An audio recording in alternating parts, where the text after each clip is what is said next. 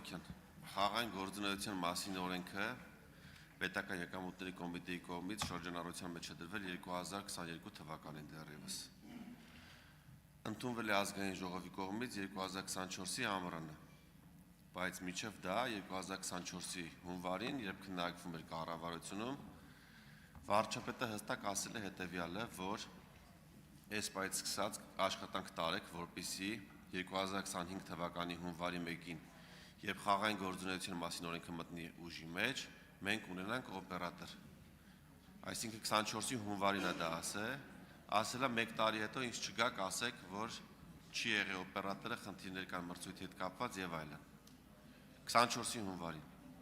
24-ի ամռանը օրենքը ընդունել ենք, 25-ի հունվարից մտել է ուժի մեջ, հունվարի 1-ից։ Ու բնականաբար, ինչպես վարչապետն է սպասում, ու դրա մասին զգուշացնում էր, չունեինք օպերատոր։ Ես դրա մասին գարնանը երբ խոսում եի եւ ասում եի, որ կառավարությունը թերացել է, քանի որ օպերատոր պետք է ունենանք եւ չունենք, գործընկերները ասում են, ինչու եք ասում, որ կառավարությունը թերացել է։ Հիմա 25-ի հունվարի 1-ից եւս մի տարի 2 ամիս անցել է։ 26-ի փետրվարն ենք հիմա։ Ինչու ուշացավ,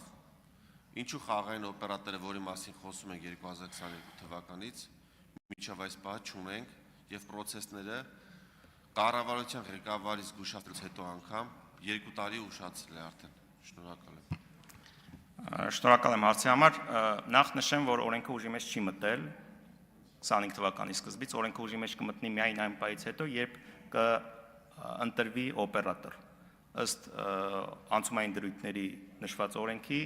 օրենքը ուժի մեջ է մտնում օպերատորի սահմանումից հետո։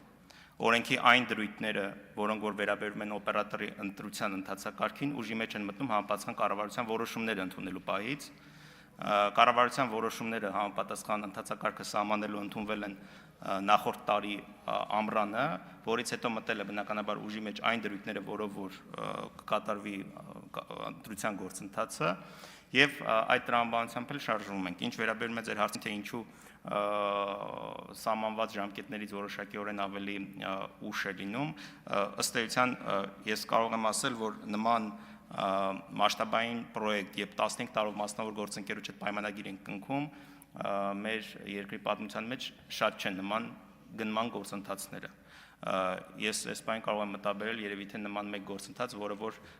կենսաչափական անձնագրերի հետ է կապված, եւ այս դեպքում ըստ էության խաղային գործունեության կարգավորման օրենքի շրջանակում ընդունվել է ամբողջական նոր կառուցակարգ, թե ինչպես պետք է կազմակերպեն նման մրցույթները կոնկրետ խաղային գործունեության կարգավորման մասին։ Երկրորդ կարևոր հանգամանքը, որ կուզեմ նշել, կամ թերևս ժամանակ ավարտվել է, ես ավարտեմ, արձագանքեմ։ Արձագանք։ Տեսեք, վարչապետը հստակ ասել է եւ հանձնարարել է 2024-ի հունվարին, որ հիմիկվանից աշխատանք տարեք, որպեսզի օրենքը ընդունվի, օրենքը ընդունվել է 2024-ի ամռանը եւ մեջը նշված է եղել, որ օրենքը ընդունվում է 24-ի ամռանը եւ ուժի մեջ է մտնում 2025 թվականի հունվարի 1-ից։ Բայց ուրիշ բան է անդրադառնում։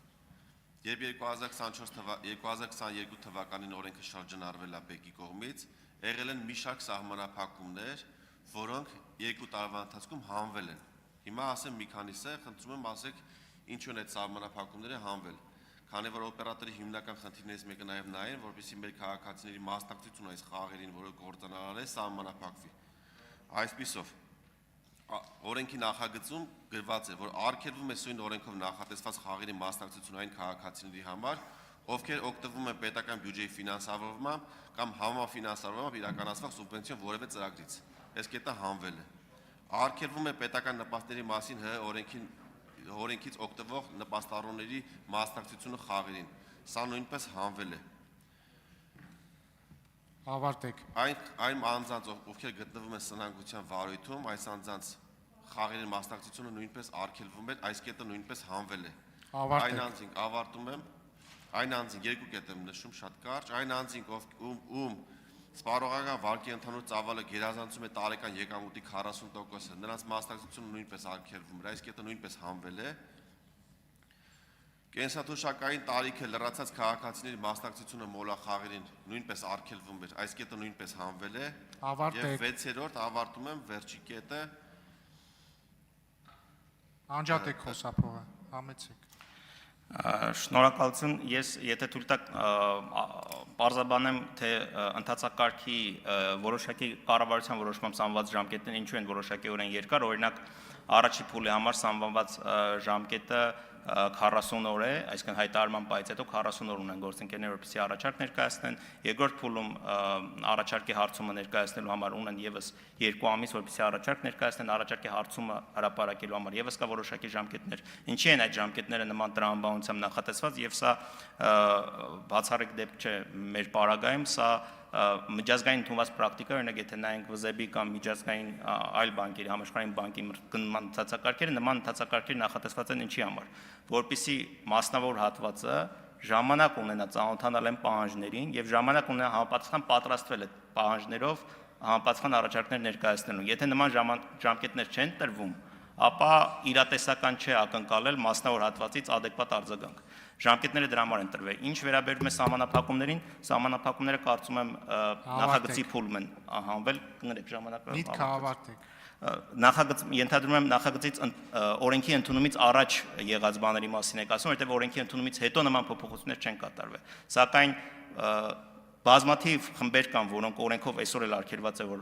նոր օրենքով ամեն դեպքում պետք է խաղան, այդ դեպքում պետական ծառայողներ, զինվորականներ եւ այլն, այդ ամենի կարգավորման հենց նպատակով էլ ներդրվում է խաղային կարգավորման մասին օպերատորը, ներդրումից հետո բնականաբար եթե կարիք կլինի նոր խմբեր ավելացնել, ազգային ժողովը կարող է նախաձեռնել համապատասխան փոփոխություն։